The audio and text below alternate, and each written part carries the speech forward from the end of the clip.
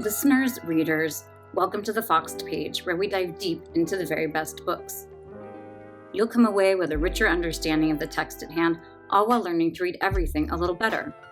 I'm Kimberly Ford, one-time adjunct professor at Berkeley, best-selling author and PhD in literature. And today I'm really looking forward to diving into Raymond Carver's What We Talk About When We Talk About Love. I just saw a little clip a second ago that I actually had to redo. I said I was really excited about diving into this collection of short stories, and I realized that excited sounded completely like the wrong kind of word. It's a very strange thing with Raymond Carver where I feel like I have to approach the work with a little bit of reverence. And this time through, it was a very interesting experience because I did approach it with a sort of reverence, and I really did feel like this prose was this unique and very deep and very intense kind of experience. But for some reason, it felt very strange to be reading this in 2025. Raymond Carver is someone that I have read for a long, long time. I don't remember when I first came across him. It might have been in like this Richard Ford thing that I really immersed myself in sometime right after graduate school. I was reading a lot of men then, like a lot of John Cheever. I'm not exactly sure what was happening there. I got really into postmodernism, a lot of Gaddis, a lot of Pynchon. Probably Raymond Carver was right in there. Raymond Carver, I have to say, more than those other folks I just mentioned, has an enormous staying power. I have the little collections sitting here, although I literally could only find one of them just now, which is the one that I read yesterday and today, which is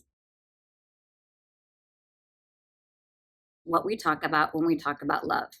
But I have these books in kind of a special place in my office and in my heart, because I do find this prose and the content of these stories to be kind of transcendent. Even as I'm saying that, I have a little ambivalence because these are books that are not always kind to the women characters in them. I would not go so far as to say there's like a lot of misogyny here. This is not a book that feels super angry at women. And what I know of his biography makes me feel like Carver was really like not a great dude in many ways to the women in his life. But there is an even-handedness when he is presenting women in certain ways, at least in this collection, that made a pretty big impression on me this time.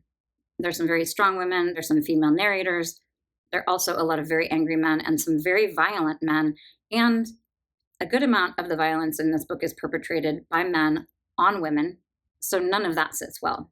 This brought me back to this question of reading Raymond Carver in 2025. This is such a strange moment for so many people. It's unprecedented in terms of politics. We've just been through a global pandemic. The economy is doing very weird things. So it's very interesting to go back and read something from a collection that came out in 1981 and that feels like a vestige from a much earlier time. In many ways, these stories feel timeless. They also feel, in fact, very specific in terms of time and place, given a few of the very choice details that Carver offers up for us. But there is a kind of timelessness, and we will get to why that is the case soon. So we always begin with this question of why read this book. I explained it a bit in the sense that I'm always sort of drawn to these as a source of prose that is unparalleled. They are also a source of real darkness. There is a real despair in these works. There's a real weight, a real gravitas to almost everything that Carver writes. There's also some very dark humor, which I really enjoy. But I approach these with a kind of weird tenderness because I think there is a tenderness that underlies everything that he is doing. I also find these books so approachable. I tend to sit down and read them I read this one today and yesterday. I tend to immerse myself, but I actually think it would be a very interesting exercise to read just one of these stories once a month and to really let it kind of resonate and let it take up more space. But honestly, I think if I tried to do that, I would end up reading the whole collection. And obviously, this can land you in a fairly dark place because the content of these books is so difficult. But I stand by the fact that there is a richness, even in the stripped down nature of what he is doing, that I find unbelievably appealing. A lot of comparisons are made with him with Chekhov, with him with Hemingway. I actually have not read a lot of Chekhov, so that's not a comparison that I can get behind. I do see lots of Hemingway. Carver himself said that Hemingway was not really an influence, but I actually find that hard to believe. There's a stripped down nature of the prose. There's a repetition of proper nouns instead of pronouns, which we're also going to get to. I do actually see a lot of Hemingway in this. You also, of course, have just this very masculine world that we are entering into. So ultimately, I do think it is the quality of the prose that keeps bringing me back. We could spend this entire hour today talking about one single, probably like one paragraph, but certainly one story, let alone one collection, because this is prose that is so rich. It is prose that is written by a poet, which is really very front and center for me. Carver wrote both poetry and short fiction. And we've talked a lot about this on the Foxed page. But if you think about these different genres of writing, we have poetry, we have short fiction, we have novella, and then we have the novel. You can kind of imagine how with poetry, every single syllable is weight bearing. Every single choice of every sound is hugely important. And then, if you're talking about Anna Karenina or Infinite Jest, there are going to be times that maybe you're not quite as polished or not quite as intentional, or maybe that wouldn't reveal so much depth. But in the short fiction of Raymond Carver, which happens to actually be very short, even within the definition of short fiction, and I will absolutely argue that there is like a poet's care that is taken with every one of these short stories. At the end of the lecture today, I'm going to do this kind of like parlor trick that I do. I think it started with George Saunders, which is kind of an interesting thing. It was The Brief and Frightening Reign of Phil, which if you have not read that, you absolutely must read that book. But what we did, it was in a class and I had two people pick numbers and I went to a certain page and a certain line of the page and I read whatever that line was and then was able to sort of reel out this like long analysis of the prose, because the prose on any given page, on any given line will be so rich. And not only is that fun for a lecture like this where we really get to analyze on a very granular level, but it's also just very satisfying for someone who reads as a true reader, someone who's really looking at every single word. In terms of agenda, we're going to do things slightly differently today. We're going to talk about Raymond Carver. His biography, I think, is important. We're then going to do kind of like a run through of what I see as the content of these stories. What I found is usually when I'm reading a book and I am thinking that I want to talk to you all about it, I'll start making notes in the back and I'll, note something I want to write, like literally in the back it says yards, meaning like backyards. And then I'll start making, page notes where there is something that's interesting to look at that has to do with a backyard.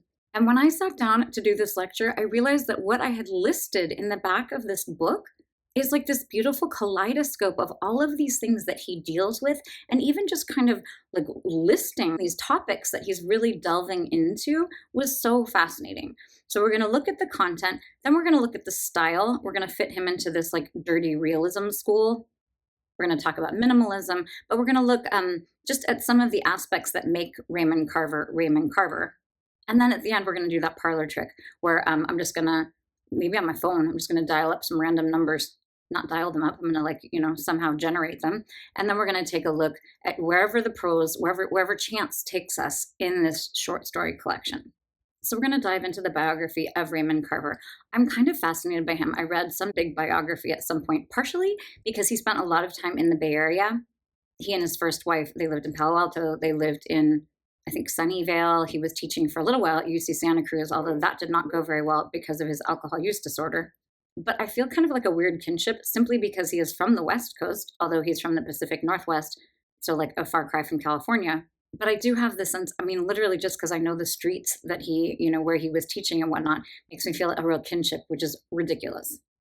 So he was born in 1938 up in Oregon.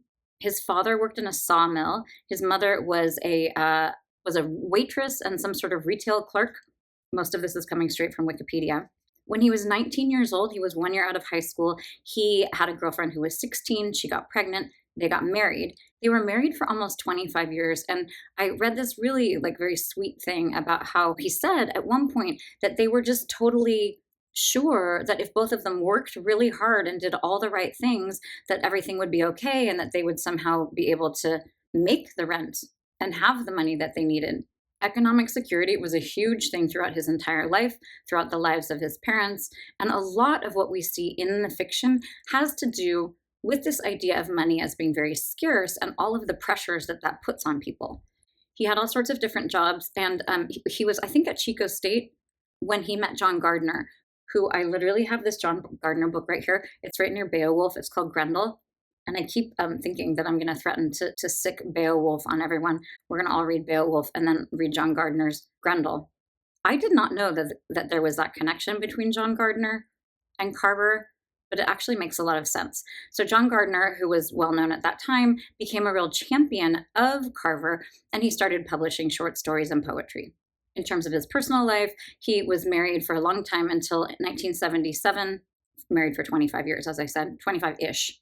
In 1977, he went to Montana and met Tess Gallagher, who was a poet, and fell madly in love with her, apparently. He was about 40 at this point and was in dire straits in terms of his alcohol use disorder. But this was the beginning of what he called his second life, which is when he stopped drinking, finally. This was after a series of hospitalizations because of the alcoholism. So when he was about 40, he got sober. He was married to Tess Gallagher for 1 year in 1988, which is kind of interesting. They met in 77 and were married for just that 1 year. And he really did, he had an enormous amount of success and was really, lauded as, in fact, someone who really kind of rejuvenated interest in short stories. And during those times, he also was teaching, as I said before, he taught some at UC Santa Cruz, taught some at Iowa. He is famously, when he was at Iowa, was famously there with Cheever. And the stories of the two of them, enabling each other's alcoholic indulgences, is just they're legendary. He died in 1988 of lung cancer when he was about 50 years old. So I just said that his biography is important. And it's an interesting thing to think about, because usually when I say that, it's because there's some big thing that has happened in this person's life, or there's some really important element of who they are that colors their literature.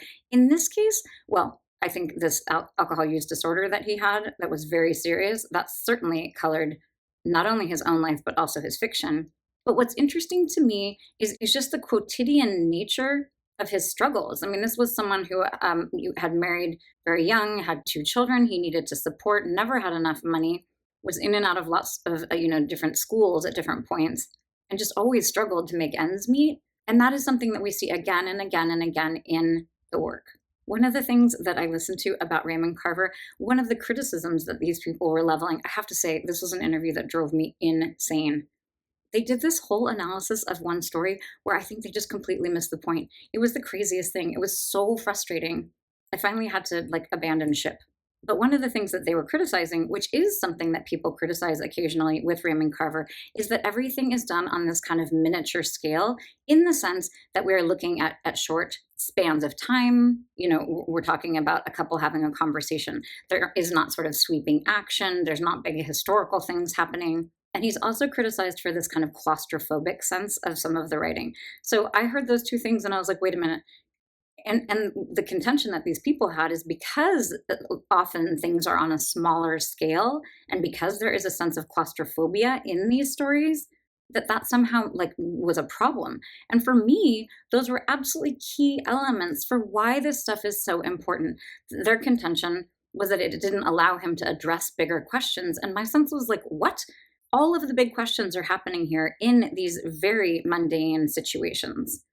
We're talking about communication between people. We're talking about relationships succeeding. We're talking, or not succeeding. We're talking about compassion and violence and death and parents and children and lovers. I mean, I literally was like, what? This is the most important stuff of all, which actually says a lot about why I love Carver. So I want to just run through these things that to me stood out as the real content of what we are talking about and why those things are interesting. So alcohol pervades the whole entire thing. And in fact, there are times when alcohol is creating some very dire situations. I actually counted there are 17 stories and 11 of them have to do with pretty serious drinking, which tells you quite a bit about the situation. I had also noted in the back of my book that this is a deeply masculine sort of environment. It feels like a book that is very macho in many ways. We often are talking about men kind of at the heart of these stories. Often they're in love with someone, but these are men who, to my mind, they're fishermen and hunters and people who work, these very hard jobs. To me, it feels like a very masculine sort of world. But what's really interesting about that is that in a couple of places, we do have women who are narrating these stories, which actually to me seems revolutionary. He is giving voice to someone. These women are saying, I did this and I did that. So it's a very kind of radical way to speak to the reality of these women. And I did not do this, but if I were to take a very close look at the sort of relative strength of these women, there are a lot of women who really seem to have their shit together in ways that a lot of the men do not. I'm certain that there's a lot of academic study of this, and I have not read a lot of critical stuff about Carver. But even as I am sensing men's capability of being very violent toward women or dismissing women, there are also men who are just like extremely attached to women and feel a lot of regret or a lot of worry, and men who are really just like barely hanging on. And the reason they are hanging on is because of the women in their lives.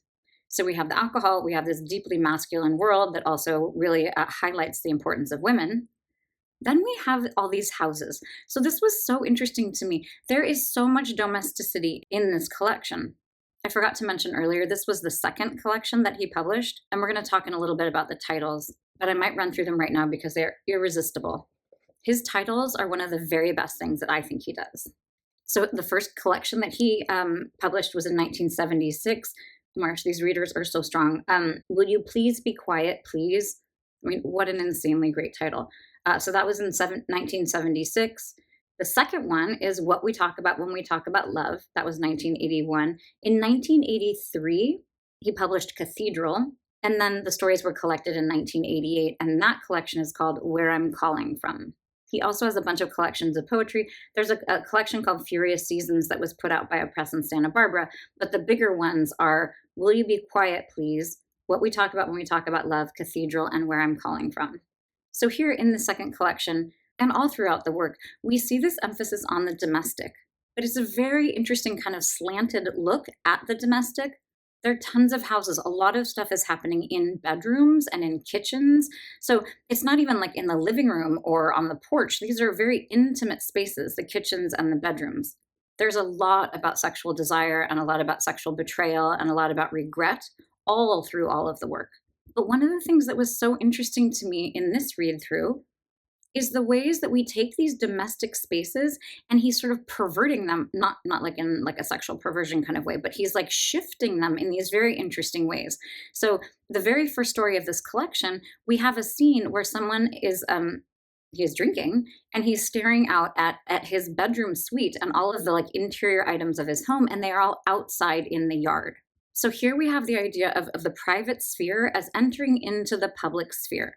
We also have a couple of different things that take place in hotels, and hotels and motels are kind of these situations where you have this interesting overlap of the public and the private, because we have very private things that are happening, and they're somewhat private spaces, but they're also in these kind of public spaces. They're in spaces that are not actually domestic.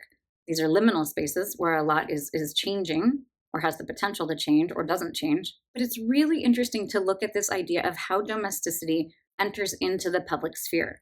So it's one thing when we are reading literature to recognize something like that.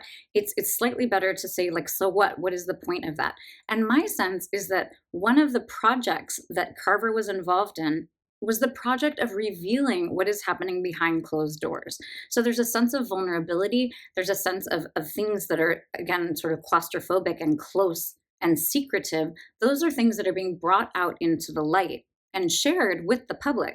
So it's not always that, someone's bedroom suite is sitting out in their yard, but that is a symbolic way to show how these stories are taking the very intimate things that happen between people and revealing them in a way that will either create community or provide solace or inspiration for other people, or simply like allow someone to feel like they have some sort of communion when they're in complete and total despair. In two of the different cases, we have salesmen who are entering into these houses. So here you have like the public who is entering into the private. And I just loved the way that throughout all of the work, you have this kind of mixing of public and private, which also speaks to the fact that the things that we think are concealed are not, in fact, actually as concealed as we think. So we have the alcohol, we have this masculine world, we have this kind of overlap between public and private, between the outside world and the domestic world. And then we also have this incredible focus on the mundane. So like, even in the beginning, when we have that kind of weird, uncanny story, it really is a story about a yard sale. I mean, if you said like, what is this story actually about? It's essentially a yard sale. There's another conversation that's just like essentially a conversation between a son and his estranged father in an airport. There's another one that's just like four people sitting at a kitchen table having a conversation. There's some stories where things happen. And in fact, the stories I like least are the ones where we literally have murder. The ones that I think are most successful are the ones that are very quiet and really give us this very deep I keep wanting to say glimpse, like I want to say that he's giving us a glimpse into these realities, but it is not a glimpse. He's giving us this like this incredibly profound window into this moment that he it's not even that he dilates the moment. It's not like we have a lot of description of one single moment. It's just that he's giving us a window into a small period of time in the private lives of people, but because of the way that they are presented and because of the moments that he chooses, they feel incredibly profound. We're going to talk about how he does that later. So in this kind of mundane world, there are always people. So it's always that you have a father and a son, or you have friends, or you have a stranger and a couple. And a lot of what is happening here is looking at the distance between people and whether or not they will be able to bridge those gaps. Often there's a lot on the line. These are people who are on the verge of divorce because someone has been unfaithful. They are on the verge of death in some cases. And at other times, it's simply a matter of familial estrangement, which we don't fully understand, but it is such an acute and sad and relatable situation that it feels very resonant. So when we have these kind of gaps between people, and we're going to look at the language soon, one of the best ways that he does this is with language. There's a ton of repetition, and I will argue that when there's all this repetition, especially in dialogue, it's because people are not hearing each other. They're having to repeat the same things in order to sort of get their point across, and often they still don't get their point across. There are all sorts of places where people are just missing each other, even in a given conversation. There's that one amazing point where a guy cuts a phone line. So you have there's lots of symbolism. I mean, there is so much. I say kind of double entendre because it's not quite symbolic, but he has these lines, which we're going to read, that like he's saying one thing and it absolutely means something gigantic. In fact, in the beginning with that yard sale situation, he's talking about the two sides of the bed and he says his side, her side. And when you see it on the page, actually, I'm going to look and make sure I'm quoting this correctly. Yes, I did quote that correctly. It is on page 3 in Why Don't You Dance? And it is set aside. It's a tiny little paragraph unto itself. And it says his side, comma, her side. So you have this simple description of the bed and these nightstands, his side, her side. But when you have it set aside like that in this very simple prose, it becomes gigantic. It's talking about, people taking sides, not of the bed, but sort of metaphorically. It talks about distance. It talks about people, being on different sides so that they're not connected. They each are on a side of something that is not a union. It's talking about the difference between men and women. It's just like incredibly profound. This like 4-word phrase that we have standing alone that ends up having a huge amount of resonance. So when we do see this breakdown between people, we really see it in the language. And that is one of the biggest themes, is this idea of all of these breakups. And we have breakups not only of like romantic relationships, but we have families that are breaking apart. We have couples that are breaking apart because of imminent death, potentially. We literally have that one story where where a guy is leaving his wife and is totally determined to take the child. And the story ends with them basically both pulling at one side of a child. So you have this sense of things breaking up in a way that is like so clear and so painful for so many people. We're going to talk about this in a bit, but one of the things that he does so well, and it's so haunting, is that a lot of these stories end ambiguously. They begin on notes that are full of tension, but you really feel like you're dropped right into the middle of something. And often they will end in a way that is inconclusive, which can be frustrating for a reader. In fact, I find it mildly frustrating. But that is a frustration that is absolutely intended. And it does make you read more carefully. Not only because you're like, wait, did he give me an indication of how I am supposed to be concluding this story? And sometimes there is a small indication and sometimes there is not. But that is such a beautiful thing because, of course, one of the things that he's playing with is this idea that even if something is concluded in a certain way at the end of the story, you can tell from the turbulence in all of these lives that things are not going to be happily ever after. Of course, one of the themes that is predominant through the whole entire thing, all of his work, is this idea of money. And just the difficulties that are kind of inherent in a world where poverty is a real source of pressure. We do have some misogyny throughout. When there is violence, it is often toward women. And the last thing that I will say is that throughout all of these, what we see are these tiny mundane moments, but ones that make a huge impact. They're these crucial moments, but are very small. One example is this idea when the guy is having his haircut and at the very end, the barber is running his hands through the guy's hair. I mean, it's a little vague and a little uncanny and you're not totally sure what to make of it, but you have a sense that this is a foundational moment for this man. And yet it's this detail that in another story might have been glossed over or not even mentioned. But in this case, it takes on real importance. There's that other story where the guy takes a dish that his ex-wife uses as an ashtray, and he's taking this thing from her. And the mere act of taking an ashtray, and also dwelling on the point that it is not in fact an actual ashtray, that takes on its whole own life. And it speaks to the fact that these people cannot communicate. It speaks to the fact that relationships can be kind of reduced to these very small things. This ashtray becomes kind of a token of their life together. It also is symbolic in the sense that it is full of ashes. This is something that has completely burned out. It's something that feels dirty, and yet it's something that has real value for him. So we see these tiny moments that take on real importance. So this focus on these crucial details is actually a very good segue into the concept of the style of Raymond Carver. So he is known as part of this minimalist school, and you can see why this would be the case. I mean, his stories are very small. They're kind of like very short stories. I read an interesting thing about the fact that the way that his life functioned, he was working all of these different jobs and would essentially, there was one time when he, I think, was doing like janitorial work, maybe right here in Palo Alto, and he would do all of the stuff that he had to do within the first couple of hours, and it was a night shift, and then he would write for the rest of the night. But because he had these like narrow windows of opportunity to write, he needed to do things that were short in form. So this minimalism, to me, it feels very Hemingway-esque. Things are stripped down. Everything is given a lot of weight, both symbolically and in terms of action and in terms of details. And that's why so many of these smaller things end up feeling really crucial. And because he is worth his salt, you can take those crucial moments or those crucial items or crucial details and understand that they have all sorts of resonance. He's also known for like the main guy in dirty realism. We have talked a lot here on the Fox page about all of these isms, all of these different schools. And in some ways, it's just like this arbitrary kind of unnecessary thing to put people into these categories. But I actually find it really interesting because in part, it shows us more about the people, but the ways that they're pushing against whatever is happening in the zeitgeist is also interesting. So we have realism at the end of the 19th century, books like John Steinbeck, Tolstoy, Flaubert, these big long books that are, or Dickens, all of these people who are trying to put us into an entire world. And they're doing that with these maximalist novels that have lots of detail and they're long and they're telling you everything about where these people ate and slept and had sex and went to the bathroom. And they have these linear plots that are fairly involved, and they have these character arcs where people are really changing. We then, right after the First World War, have the modernists. So we have Virginia Woolf, we have Beckett, we have Joyce, we have T.S. Eliot. These are people, their motto was make it new.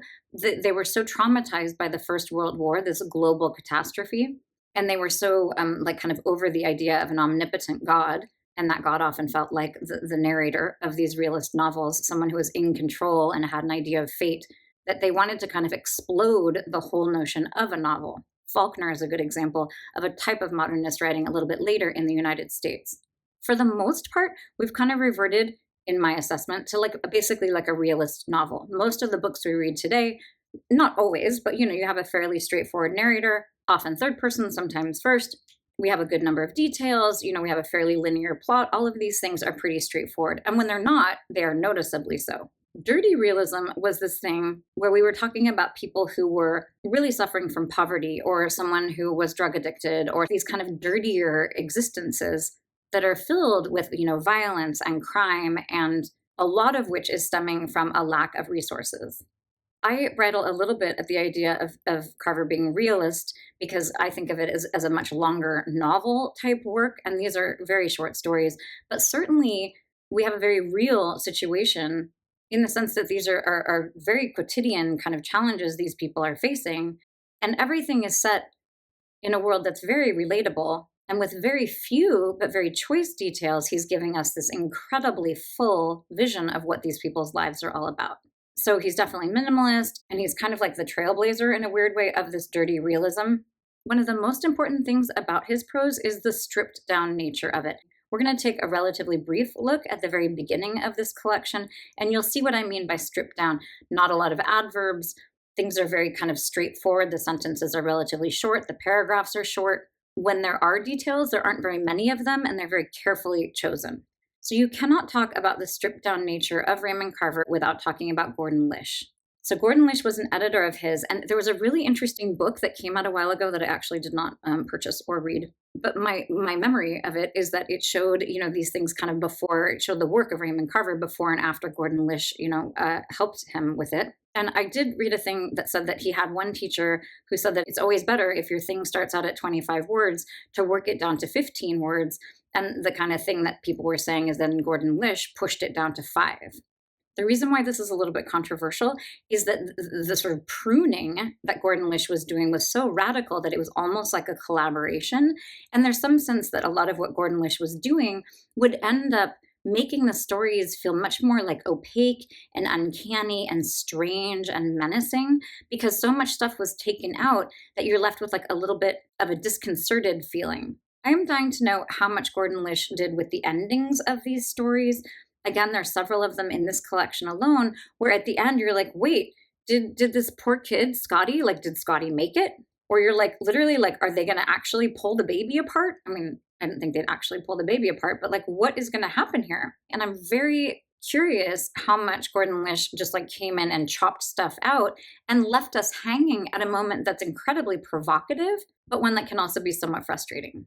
Another element of the work that certainly grows out of this style is that uncanny feeling. I read this really interesting thing about the uncanny at one point, that in order for something to feel uncanny, it has to be almost really familiar, but then some element of it has to be kind of off. And he is so good at that. I keep thinking of stories where people aren't dressed quite appropriately in a way that makes you feel like something is kind of unhinged.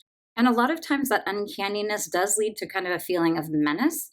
So one of the early stories in this collection, I think the first line is, "A man with no hands came to my door."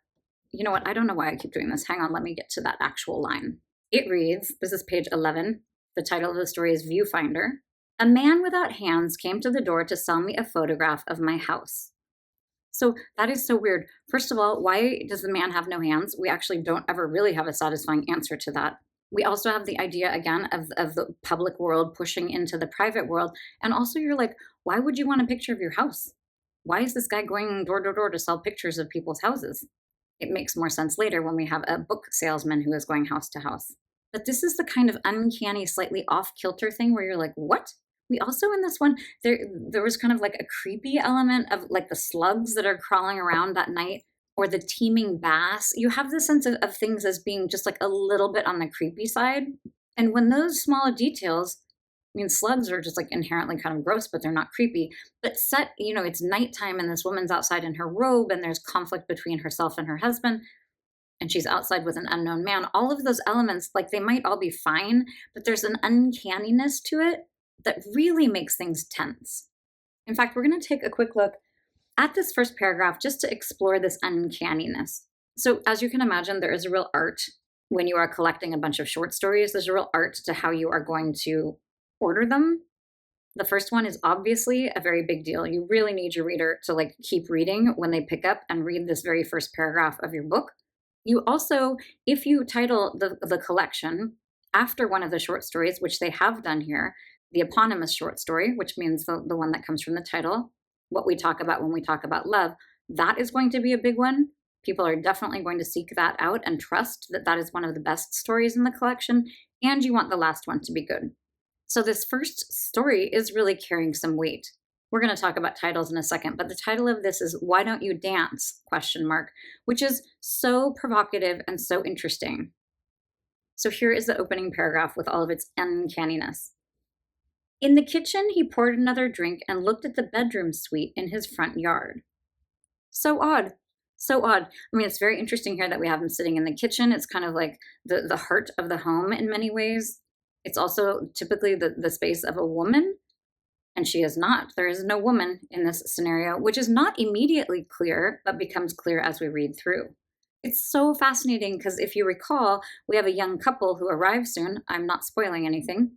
And you see these young people who are just starting out. They're a couple who are very much in love. They're kind of teasing each other. They're very sweet. They're very young. They're looking to set up their own home. And it is so insanely dark in so many ways and so captivating that we have someone whose domestic life and whose marriage, I mean, I'm not sure about the marriage, but whose domestic life and whose partnership with a woman is clearly dissolving.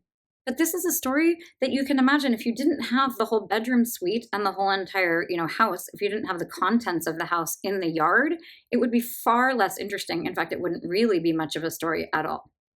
I'm going to read the whole, it's a very short paragraph. I'm going to read it quickly because it is actually like a description of the uncanny and speaks to the way that so much of the uncanniness in this collection speaks to a kind of, if it's not exactly a menace, it's like not a great vibe. Okay, here we are. In the kitchen, he poured another drink and looked at the bedroom suite in his front yard. The mattress was stripped, and the candy-striped sheets lay beside two pillows on the chiffonier. Except for that, things looked much the way they had in the bedroom. Nightstand and reading lamp on his side of the bed, nightstand and reading lamp on her side. His side, her side. Unbelievable. So great. We have this beautiful repetition. There's so much repetition in this book.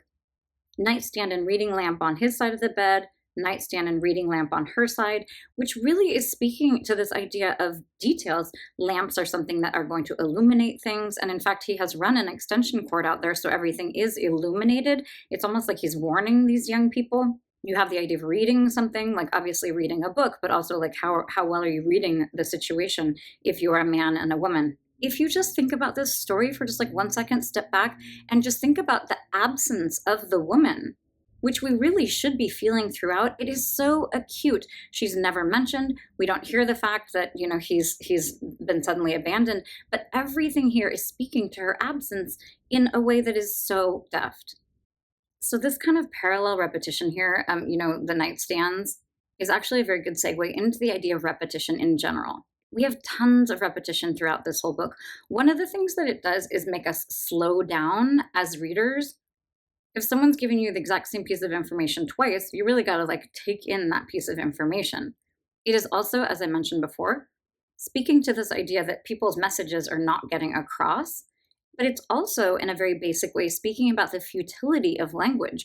So even in the title of the book, and I mentioned before how much I love his titles, in the title of the book, we have that kind of, my other readers just fell onto my glass of kombucha. So what we have here with this title, what we talk about when we talk about love, like the idea of we talk and we talk, it's really cluing us in perhaps to the most important thing, but also the fact that it ends with love is very significant.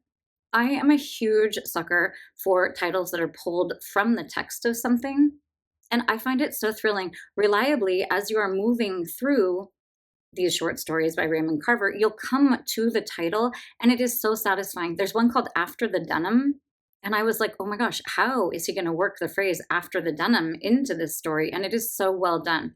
I have to say, when my kids were in high school, and I would occasionally like help them like think of a paper or read through or something, and whenever they couldn't come up with a title, I would give them that suggestion, and they would come up with the coolest titles for things. Raymond Carver is also known for like pulling out these very poetic titles, which makes perfect sense to me because, of course, the man was a poet. It's actually worthwhile to read through this incredible table of contents that we have here just to highlight both the variety, but also the sort of poignance of some of these. So we have Why Don't You Dance, Viewfinder, Mr. Coffee and Mr. Fix-It, Gazebo, I Could See the Smallest Things, Sacks, The Bath, Tell the Women We're Going, After the Denim, So Much Water So Close to Home, The Third Thing That Killed My Father Off, A Serious Talk, The Calm, Popular Mechanics, Everything Stuck to Him, What We Talk About When We Talk About Love, and One More Thing. It's so good. So, but in terms of the idea of repetition here, we're going to look at two very brief little sections. A lot of the repetition that we see comes in dialogue. And part of that is, again, because people are having a hard time getting their points across, or people are echoing what someone else has said because they are not understanding, or they're trying to reinforce. So on page 106, we have that sad part where Bert has come over. This is the guy with the ashtray. He has come over, and his wife, Vera, has moved on and is with someone else, and Vera is having Christmas with the children and her new guy, but Bert came over to deliver the presents, so he gives Vera a sweater. It's nice, she said. Thank you, Bert. Try it on, his daughter said. Put it on, his son said. Bert looked at his son, grateful for his backing him up. She did try it on. Vera went into the bathroom and came out with it on. It's nice, she said. It's nice on you, Bert said, and felt a welling in his chest. He opened his gifts. From Vera, a gift certificate at Sondheim's men's store. From his daughter, a matching comb and brush. From his son, a ballpoint pen. Oh my gosh, as I was reading that aloud, it sounded like even more repetitive than I thought. So we have try it on, his daughter said. Put it on, his son said. So you have like a slight variation there, but the variation even just like points out the fact that they're so similar. Even the glosses, which are like the words that are around what is being said, even those are really similar. So try it on, his daughter said. Put it on, his son said, because of the way that he has that in each case. He's got the possessive adjective, his daughter said, his son said. It's so parallel and impactful. And then right after his son said, we have Bert looked at his son. So we have son and son right there, grateful for his backing him up. So we have his son, his backing him up.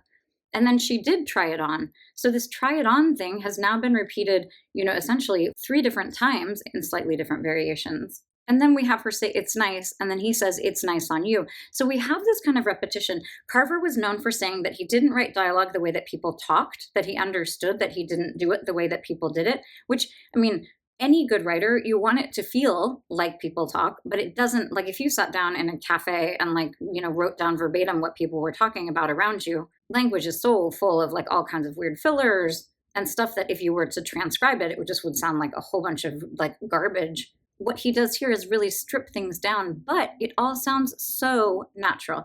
A lot of his dialogue, too, is very revealing in terms of social class, in terms of intent, in terms of revealing character. It is so well done. The other piece of repetition I want to look at is in the last story, One More Thing. We're just going to look at the very first page here. And what's striking here is the repetition of names. So one of the things that Hemingway does, Hemingway's also really well known for polysyndeton, which is like using and instead of commas. So it would be like the old man was hot and tired and thirsty instead of saying hot, tired, and thirsty. I love polysyndeton. It slows everything down, and it does actually make things feel very like portentous and actually kind of menacing sometimes. Also like probably pretty macho. But Hemingway is also known for his like lack of pronouns. So he would be like the matador, blah, blah, blah, and the matador, da, da, da, and the matador, da, da, da, instead of saying he did this or he did that. So we see a lot of that in Carver, and we're going to take a minute, and in a minute we're going to look at the names, but his names are so well chosen, but there's also a way that when he emphasizes them over and over, the people become sort of more vivid, and their relationships between each other and among each other also become more clear. It's a really interesting phenomenon. The other thing about the names is that they're specific in a way that makes the people really come off the page. And I think some people would argue that like that specificity makes them a little bit less relatable. But I always feel, readers are smart enough to know that we can relate to someone even though her name is Ray, and that is not your name. But I find the choice and the specificity so good. So on 155, we have this. LD's wife, Maxine, told him to get out the night she came home from work and found LD drunk again and being abusive to Ray, their 15-year-old. LD and Ray were at the kitchen table arguing. Maxine didn't have time to put her purse away or take off her coat. Ray said, "Tell him, Mom, tell him what we talked about." LD turned the glass in his hand, but he didn't drink from it. Maxine had him in a fierce and disquieting gaze. So interesting. The fierce and disquieting gaze, those adjectives make me realize how few adjectives we even have in Carver, let alone adverbs. So she has him in her gaze. "Keep your nose out of things you don't know anything about," LD said. LD said, "I can't take anybody seriously who sits around all day reading astrology magazines." "This has nothing to do with astrology," Ray said. Okay, so I think you can hear all of this. Literally he says, and listen to the way that this is working, like the feel of it. "Keep your nose out of things you don't know anything about," LD said. LD said, "I can't take anybody seriously who sits around all day reading astrology magazines." So you have this kind of, like the fact that you have that doubling up of LD said, with that kind of pile up and that doubling up, you have the sense of him kind of searching. It's like there's a little pause there and he has to say something else. But you also have the sense of him just filling up the air. This is a book that has quite a bit of mansplaining going on. So we have all the repetition of names, and then down at the bottom, the astrology magazines. And then when she says this has nothing to do with astrology, we have that repetition. And in ways that the repetition there sort of closes the thing and really emphasizes it and gives the power back to Ray. I mean, I could go on for hours and hours about just how the repetition is working in this passage. But moving along, I want to talk just quickly about a few more stylistic things that really make Carver who he is. So one of the things that's really interesting to me is the breadth of narrators. So we have first-person narration, but we have that from both women and from men. We have omniscient narration. We have third-person close narration. So we would be talking about someone being sort of very close to their perspective, but it would be like he did this and he did that. I've spoken quite a bit about the ambiguity, especially at the endings of these stories, and that to me feels like vintage Carver. I also already covered dialogue. That's the next thing in my list here. And in fact, we just took a very good look at a chunk of dialogue that shows the repetition, but also the way that things are being developed. So much work is happening with every passage of dialogue. And I even talked here, my last thing is about how he uses names, not pronouns. We already covered that.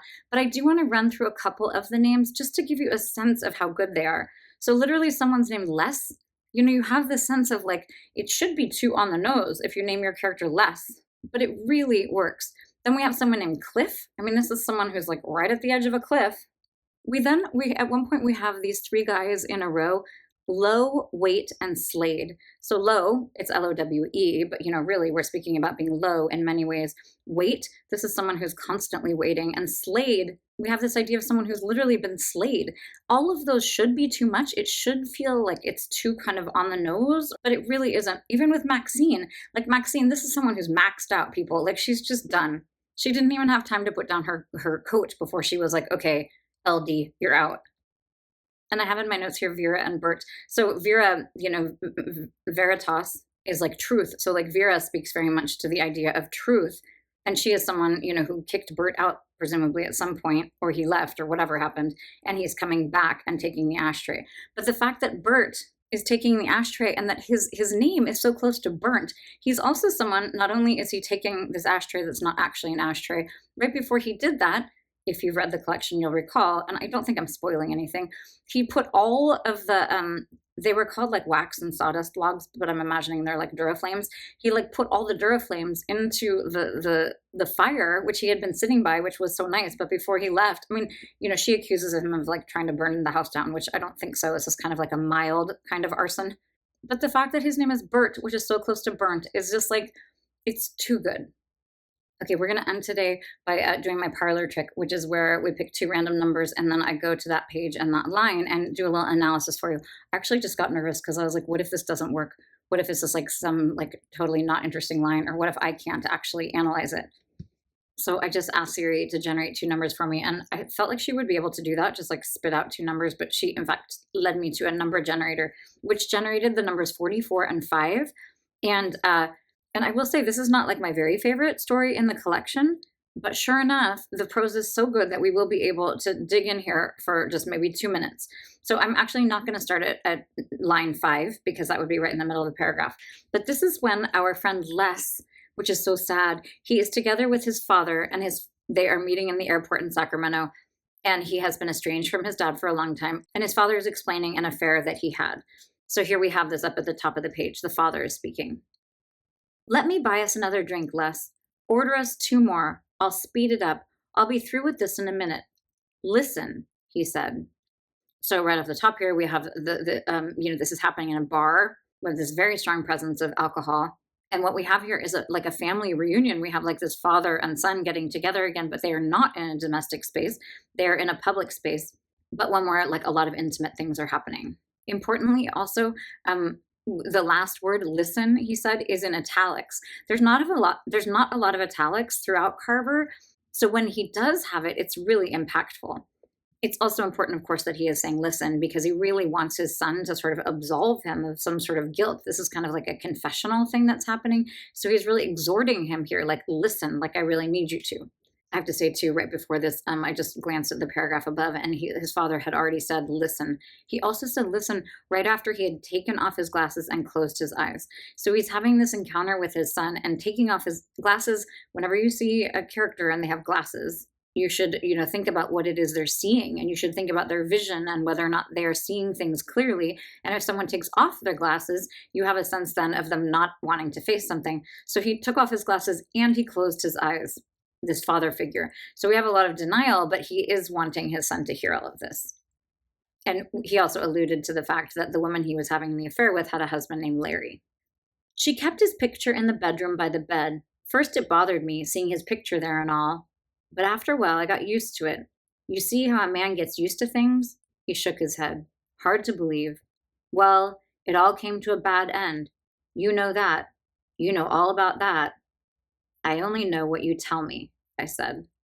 Unbelievable. So what couple of things that are happening here? We do have this repetition, and this is like the father is trying to convince the son, the idea of, I got used to it. You see how a man gets used to things. So you have like this sense of him also wanting his son to get used to this idea. And then like, even as he's saying like, a man always gets used to these things, and then he shakes his head like men don't get used to these things.